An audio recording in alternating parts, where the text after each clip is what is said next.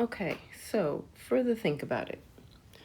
Let's annotate. We need to describe the rotation in as much detail as possible.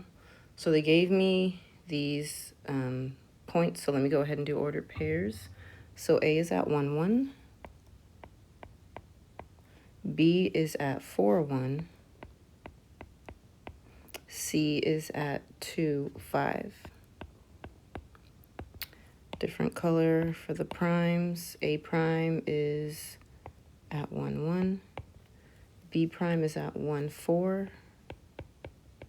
And C prime is at -3, 2. So I'm first going to see, do I see any pattern? The first thing I notice is that point A stayed the same. Point B, X and Y switched places, but point C is totally different.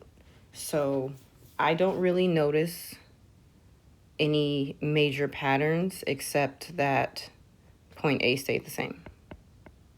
So I'm just going to write that. Point A stayed the same. But in terms of what kind of rotation this is, well, let's see. So it started here in quadrant 1 and moved this way. So I know it moved counterclockwise.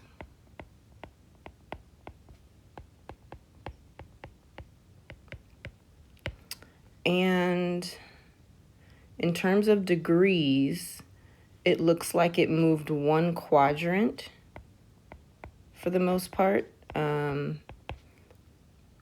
A didn't move, but C moved one quadrant, and B is still in the same quadrant. So it's not really true, but it didn't move very far. So I think this is a 90-degree counterclockwise rotation. For the next slide, which point didn't move? Point A didn't move.